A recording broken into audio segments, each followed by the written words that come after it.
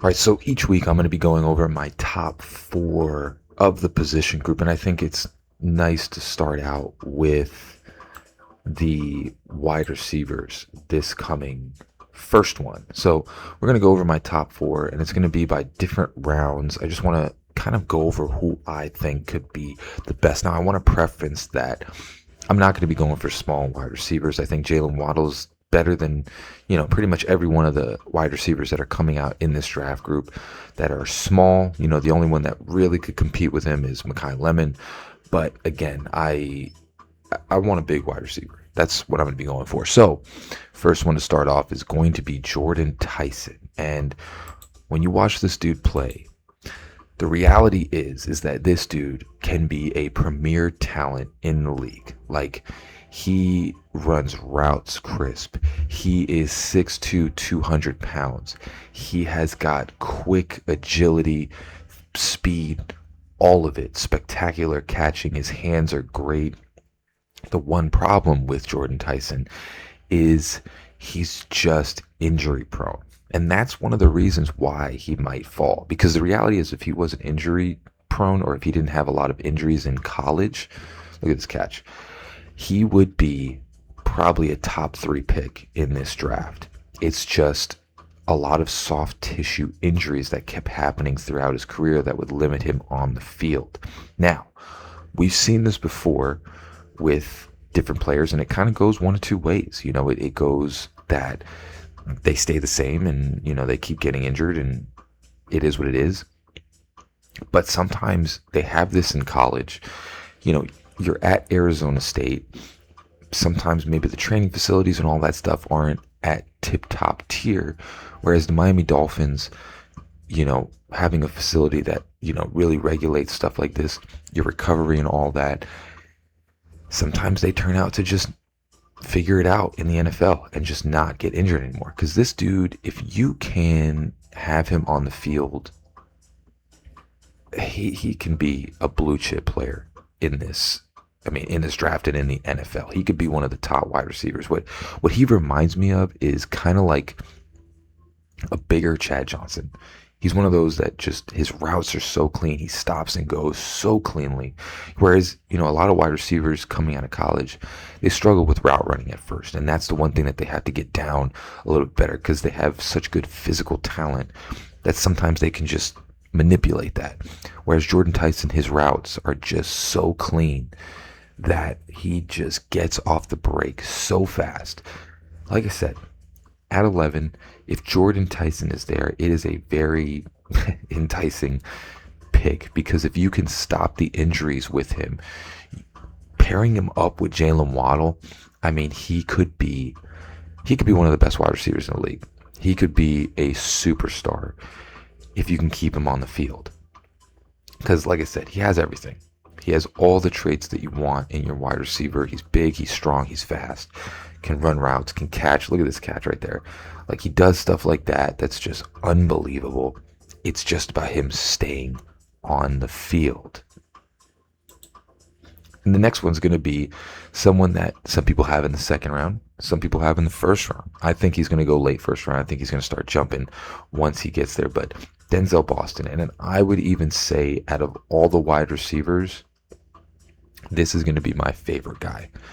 Just because of Jordan Tyson's injury proneness, I think Denzel Boston is one of those guys that when you watch him play, he is another one that if you can put all the traits together, this dude can be a complete stud. He is huge, 6'4", 210, and you're going to see, guy can catch the freaking ball. He is very good at catching and high pointing the ball and coming down with it over cornerbacks. I think he's one of those guys. This is why he's my favorite wide receiver, because Washington, sometimes with receivers, it also depends on the quarterback and, the scheme and all of that stuff. Where, with Denzel Boston, Washington has a good pass attack, but there's some certain traits, like, again, we were talking about Jordan Tyson being a good route runner. The one thing with Denzel Boston is his route running needs a little bit of work. He's not the cleanest cutter when it comes to coming out of his breaks, but these things are things that can be taught. But there's a lot of stuff that Denzel Boston does that can't be taught. Like catching the ball in between two defenders is something you cannot really be taught. Going up and catching the ball with one hand is something that you can't be taught. Being just 6'4" is something that you can't be taught. And honestly, at 11, I can kind of see maybe them taking a shot on Denzel Boston, maybe trading back and getting Denzel Boston in the first round. Because I don't think people have him going in the second round. I highly doubt a 6'4", 210 wide receiver, because he's probably going to run 4.4, 4.5 in the combine. I highly doubt he's going to go in the second round. Really don't think that that's going to happen. He is one of those guys that if you can develop some of these physical traits, like the route running and pretty much just the understanding of the defense, this dude, again, just like Jordan Tyson, can become a premier wide receiver in the league. Like, he just has all the physical intangibles to become one of the top guys. And that's why I say, like, barring the injury situation with Jordan Tyson, which I think he's phenomenal, Denzel Boston is kind of like my favorite wide receiver in this draft. I just think he is so good. I think he gives you such a big-bodied target, and it's just something that's going to translate so good in the NFL.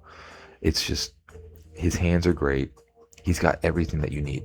I mean, there's just not much more you can say about him. Of course, like I said, the route running and all that stuff can use some work, but he's just, when you can make catches like this, there's just not much that you have to say. He's phenomenal. And then my next one, this is going to be one of those that, again, I think high potential player. You got Casey Concepcion, too small for me. Chris Brazzell. With the Tennessee wide receivers, I don't trust sometimes. He's 6'5", and he's humongous, but I think it's just hard to trust the Tennessee wide receivers with that type of offense and how they perform. He could be good. But it's just he's kind of like a strange outlier that I'm not 100% sold on.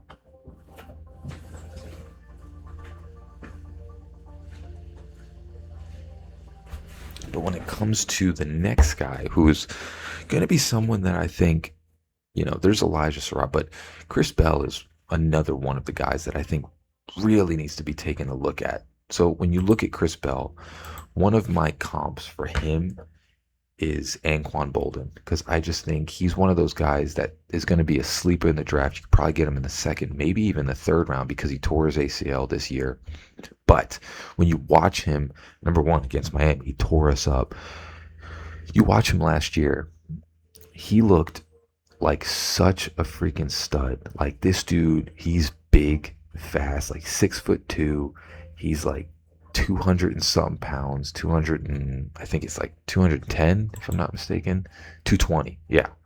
So my comp for him is Anquan Boldin, because he just has that type of wide receiver mentality. He's like a running back when you get him the ball in space. And I think, honestly, he is going to be surprisingly fast to people when it comes to, how he runs and how he goes. Because if you watch him in the year before, he can outrun people. And it's surprising for someone that big that can outrun people. And I think he's one of those guys, like a running back, when you get the ball in his hands, where he stiffs arms, just runs right into defenders.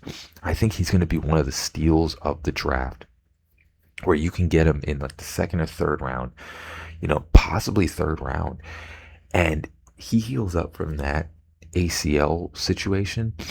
I mean, he is one of those guys that you can perfect his physical traits. I mean, just look at that right there. He can be a stud, dude. He is phenomenal. And I think people sleep on how good he is because of the torn ACL. People sleep on like what this dude possibly could be, coming into the draft. And I think, honestly, he's going to be one of those guys that people don't really look at. And he's going to go to a team, hopefully the Dolphins, and they're going to develop him. And he's going to be one of those guys that comes out of nowhere and just, Cooper Kupp style, like one of those dudes, Puka Nakua, where nobody knows who he is, and all of a sudden he's just one of the top wide receivers in the league, just kind of bouncing off defenders, doing what he has done his whole entire career at Louisville. And like I said, can be a premier stud, could be a second wide receiver and could possibly work his way up, I think, to being a number one, depending on how you develop him. But I think Chris Bell is another one. You work on his routes, you work on the game with Chris Bell, and his intangibles are going to come through. I think, again, you look at how Anquan Bolden played back in the day for, the Cardinals, actually, and very similar traits to Chris Bell. I think it's like the perfect comp where he has that big body dog in him as a wide receiver. And like I said, I think he's going to be the gem in the draft, that he's going to come out, he's going to go to a team, no one's going to know his name, and he's just going to work his way up the depth chart and become one of the top guys on the team. He's phenomenal. He's one of my favorites. He's going to be a very interesting guy to take a look at in this draft. And the last one that I have is, you got Elijah Sarah, you got Antonio Williams, Jeremy Bernard might be pretty good too. I like Malachi Fields. Malachi Fields is one of those where, with Jacoby Lane, he's long and lanky. It's just, I think he's kind of slower. He's kind of smaller. And I don't know if that translates fully to the NFL. Whereas when you look at Malachi Fields, he's one of those big wide receivers that I don't know if he'll be a number one. I don't know if he's going to be, someone that you can really look at as like a number one wide receiver. But I think if you can develop him properly, he can definitely be everything that the Dolphins need, where you have a wide receiver right next to Jalen Waddle, and you make the quarterback's life easier. He's 6'4", 220. He'll probably get bigger. And he's just one of those guys that wins at the catch point. He's just one of those guys you're going to see every single highlight. It's just going to be throwing the ball up to him, and he comes down and catches it. And he's huge. He's like a monster of a human being. And I think, again, with Notre Dame, didn't really like the quarterback too much. And this is kind of things that rely on passing him. And I think you can put him in the proper offense. This dude can really develop to be a pretty good number two, like T. Higgins type of receiver, where he can just be in the end zone and just catch like 10 touchdowns every year, just throwing the ball up to him and him just coming down and catching it. Not super fast, but he is definitely someone that is just naturally bigger than everyone on the field. And that's just, like I said, with the Dolphins, it's just something cool to have, where if you have a guy that's just bigger than everyone, like stuff like that, where he's running down the field and he's just going to be hard to tackle, and even when you go to T. Higgins is a little bit smaller, he's a skinnier, lankier dude. Whereas Malachi Fields is like, he is a big dude. Now, of course, route running, all of that stuff, he's not going to beat you deep down the field all the time. But I think he's one of those that he's just going to be a safety blanket wide receiver. You're just going to be able to throw the ball up to him, and he'll come down, run the ball, and just get you extra yardage after the catch. Boom. Just like that. And that's pretty much my wide receivers that I think, I think Malachi Fields probably going the fourth round. He'll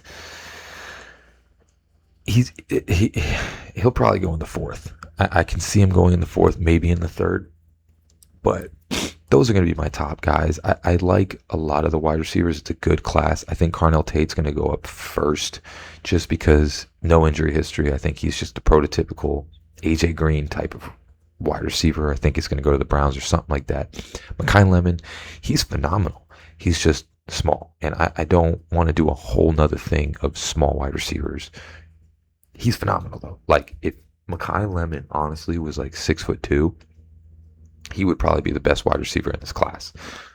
Real talk. Like, he would probably be the wide receiver one in this class if he was just bigger. It's just he's small.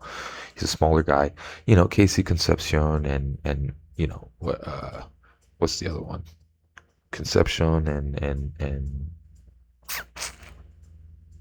yeah, I can't find the other one. I guess they didn't put them. But yeah, these guys, they're great. They're small. They're punt returners. Chris Brazzell, I don't trust in the Tennessee offense. We always see a Tennessee wide receiver come out, and he's just not very good in the NFL. They play a wide spread in Tennessee, so it makes it easier to get open. And then, Elijah Surratt, he's going to be a good player. I just don't see a whole bunch of upside with him. So when it comes to the NFL, I don't know how well that's going to translate. He's 6'2", but he's a little bit slower. He could translate very well, and maybe, when I watch film, I'll see something, but I think there's not a whole bunch of upside, especially where you're going to take him at, in like the second round. You kind of want someone that, second rounders, you kind of want them to be a little bit closer to maybe someone that's going to be starting on a full-time occasion. I don't know if Elijah Surratt is that guy. And Tony Williams, he's a slot guy. Not much to say about him. Again, I don't want another small wide receiver. Jeremy Bernard is the same thing like Elijah Surratt. He's good. He's smart. But where you're going to take him at, I don't know if he's going to be able to start on a team. And, that's kind of what we go for. If he's in the third round, maybe you take a shot on him because he's a good wide receiver. But it's just one of those guys that, like I said, third round, yeah, take a flyer on him. But if you're trying to get him in the second round, like those two types of players, I think there's not a lot of upside to them versus the other players. And then you're probably going to get Malachi Fields in the fourth round. He'll probably be a fourth round guy. And again, he can be a high potential type of dude, or you can just use him in the red zone and, call it a day. But those are going to be my favorites, and Denzel Boston, man, if there's an opportunity, I don't know at 11 if you take him, because you could definitely do that. If Miami sees something that they're like, I need to get this guy at 11, because you never know what happens at draft day. But, these will be the choices in the first round. My favorite is Denzel Boston, just because he's everything that we haven't had for a long time. He's everything that we haven't had for a very long time.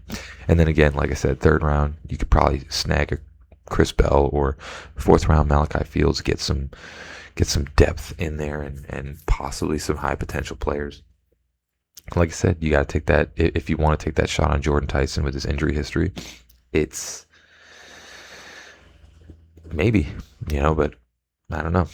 Let me know down in the comments what you guys think. Do you guys have any other wide receivers? I know Mekhi Lemon is probably going to be brought up a lot. It's just, like I said, I just don't want any more small wide receivers. We had enough. And I think Jalen Waddle does everything that Mekhi Lemon can do. I just think he needs a running mate that, can take some pressure off of him. But let me know down in the comments what you guys think. Who's your favorite wide receivers? And as always, guys, fins up, baby. Love you all. Peace.